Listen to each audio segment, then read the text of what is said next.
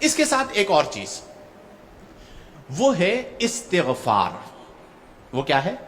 یعنی میں اس بات پر گفتگو کر رہا ہوں کہ ہم گناہ چھوڑنا چاہتے ہیں تو کیسے چھوڑیں. پہلی بات اللہ سے دعا کریں کہ مولا تو میرے دل سے گناہ کی محبت کو نکال دیں.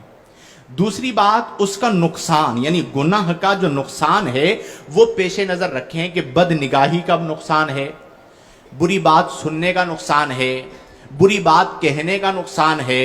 پھر سب سے بڑا نقصان یہ ہے کہ اللہ سے بندہ دور ہو جاتا ہے، تو وہ جب نقصان پیش نظر ہوگا تو بندہ گناہ کو چھوڑ دے گا.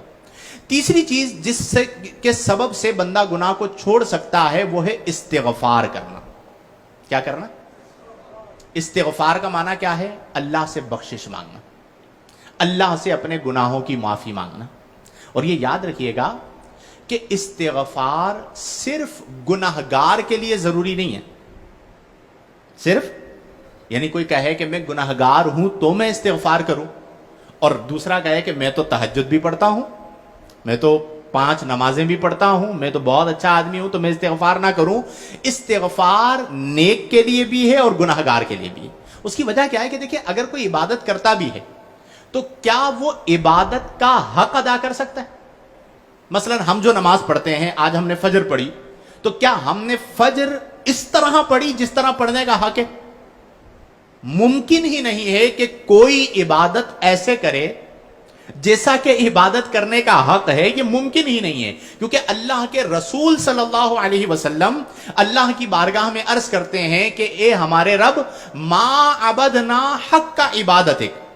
آپ فرماتے ہیں کہ اے ہمارے رب، ما عبدنا حق کا عبادتک، جیسا تیری عبادت کا حق تھا ہم نے ویسی عبادت نہیں کی. جب اللہ کے رسول فرما رہے ہیں کہ جیسا تیری عبادت کا حق تھا ویسا ہم نے تیری عبادت نہیں کی، تو میرے پیارے دوستو آج کے دور میں میری اور آپ کی عبادت کی حیثیت کیا ہوگی؟ تو اس میں کوئی نہ کوئی کمی رہ جاتی ہے. تو اس پر استغفار کریں کہ مولا ہم نماز کا حق تو ادا نہیں کر سکے، لیکن جس طرح پڑھ سکے ہم تیری بارگاہ میں استغفار کرتے ہیں، تو ہماری نماز کو اپنی بارگاہ میں قبول فرما لے. ایون ایک ہوتا ہے گناہ کیا اس پر استغفار کرنا، ایک ہوتا ہے نیکی کرنا اور پھر اس پر استغفار کرنا. سہیل بھائی، نیکی کرنا اور تو یہ ضروری نہیں ہے کہ ارتکاب معصیت کریں تو استغفار کریں. اللہ کے رسول صلی اللہ علیہ وسلم کی عادت کریمہ تھی کہ جب آپ وضو فرمایا کرتے تھے، کیا فرمایا کرتے تھے؟ وضو فرمایا کرتے تھے تو وضو کے بعد بھی نبی کریم استغفار فرمایا کرتے تھے. نماز پڑھنا عبادت ہے، اور نبی کریم کی نماز سی کسی اور کی کیا نماز ہوگی؟ اور نبی کریم کی حیات جو حیات ظاہری ہے اس سے اچھی کسی اور کی کیا حیات ہوگی؟ پوری زندگی اللہ تعالیٰ کی عبادت میں بسر کی. لیکن جب نماز ادا کرتے تو ہر نماز کے بعد نبی کریم صلی اللہ علیہ وسلم اپنی زبان اطہر سے پڑھا کرتے تھے اللہ اکبر، استغفر اللہ، استغفر اللہ، استغفر اللہ. کتنی بار پڑھا کرتے تھے؟ بولیے ذرا اونچی آواز سے. نبی کریم صلی اللہ علیہ وسلم کس کے بعد پڑھ رہے؟ تو جب اللہ کے رسول نماز کے بعد استغفار فرما رہے ہیں تو وہ ہماری ترغیب کے لیے ہے کہ تم نے ہر حال میں استغفار کو شامل کر لینا ہے. چونکہ دیکھیں استغفار کیا ہے؟ اللہ سے معافی مانگنا.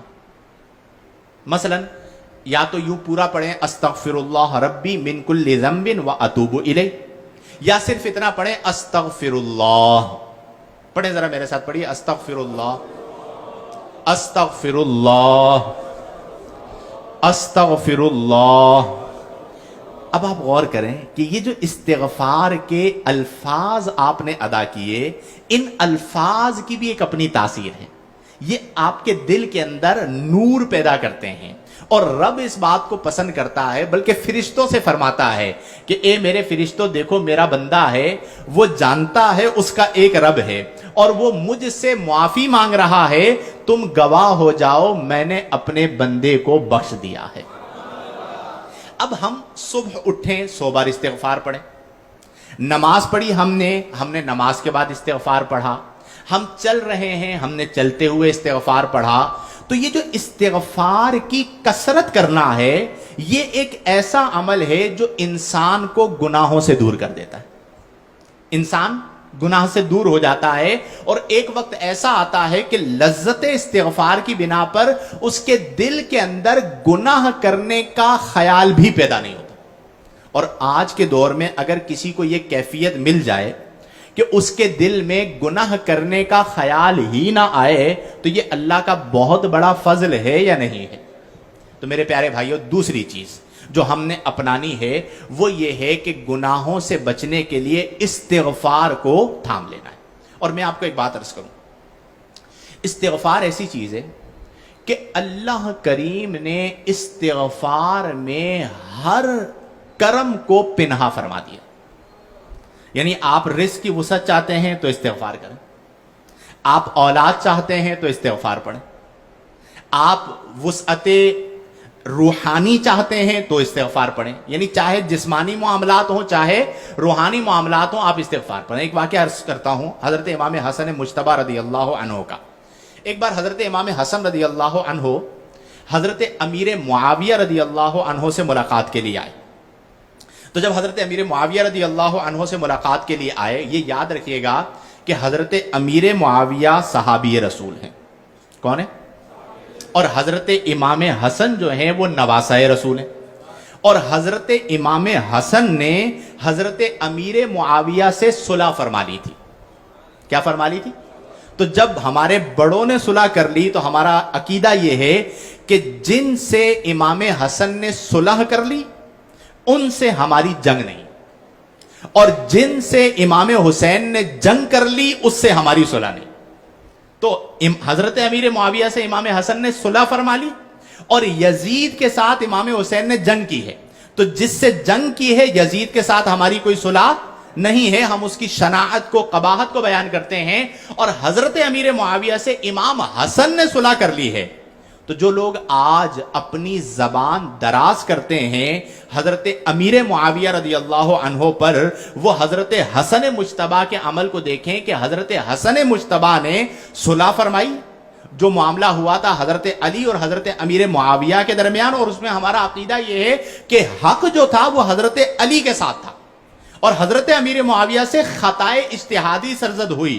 لیکن چونکہ وہ صحابی ہیں تو ان کی طرف شناعت کی نسبت نہیں کی جا سکتی. تو جب حضرت حسن نے صلح فرما لی تو ہمیں اس پر اعتراض کرنے کی حاجت نہیں ہے. اب خیر یہ ایک الگ بحث ہے، پھر کبھی گفتگو کریں گے. تو حضرت امام حسن جو ہے وہ حضرت امیر معاویہ کے پاس گئے. تو حضرت امیر معاویہ کے غلام تھے، ایک ملازم تھا. اس نے کہا کہ یا امام میں بہت مالدار ہوں لیکن میری اولاد نہیں ہے، کثرت اولاد نہیں ہے، تو آپ مجھے کچھ بتائیں کہ اللہ نے مال اتنا دیا ہے تو اولاد بھی ہو جائے. تو حضرت امام حسن نے فرمایا کہ تم استغفار پڑھا کرو. کیا پڑھا کرو؟ تو اس شخص نے استغفار پڑھنا شروع کیا اور وہ کثرت سے استغفار پڑھتے پڑھتے یہاں تک پہنچا کہ وہ دن میں 700 مرتبہ استغفار پڑھا کرتا تھا. کتنی بار؟ جب وہ اس کثرت کے ساتھ استغفار پڑھتا رہا تو اللہ نے اسے بیٹے عطا فرمائے اور کچھ ہی عرصے کے اندر اللہ تعالیٰ نے اس کو بیٹے عطا فرماتا رہا حتیٰ کہ اس کے بیٹوں کی تعداد 10 ہو گئی. کتنی تعداد ہو گئی؟ تو حضرت امیر معاویہ رضی اللہ عنہ نے اپنے ملازم کو کہا کہ بھئی یہ بتاؤ کہ کیا کیا ہے. تو اس نے عرض کیا کہ امام حسن مجتبی آئے تھے تو میں نے ان سے عرض کیا، انہوں نے کہا کہ آپ استغفار پڑھیں. میں نے استغفار کیا، پڑھا اور اللہ نے فضل فرما دیا. تو حضرت امیر معاویہ نے فرمایا کہ آپ ان سے پوچھتے تو صحیح کہ آپ نے یہ بات کہاں سے بیان فرمائی کہ استغفار پڑھنے کا معنی ہوتا ہے گناہ سے بخشش طلب کرنا، اور اس پر اولاد نصیب ہو رہی ہے، تو یہ بات آپ نے کہاں سے بیان کی؟ اس کی پھر ملاقات ہوئی امام حسن مجتبی سے. تو حضرت امام حسن نے فرمایا کہ کیا تم نے قرآن میں حضرت ہود علیہ السلام کا یہ قول نہیں پڑھا کہ وَيَزِدْكُمْ قُوَّةً إِلَىٰ قُوَّتِكُمْ، کہ جب تم استغفار کرو گے تو وہ تمہاری قوت میں اضافہ فرمائے گا. اور حضرت نوح علیہ السلام کا قول نہیں پڑھا کہ یمددکم باموال وبنین، کہ وہ مال اور اولاد کے ساتھ تمہاری مدد فرمائے گا. تو جب اللہ نے قرآن میں یہ فرما دیا ہے تو اس کی برکت سے اللہ نے تمہیں اولاد عطا فرما دی.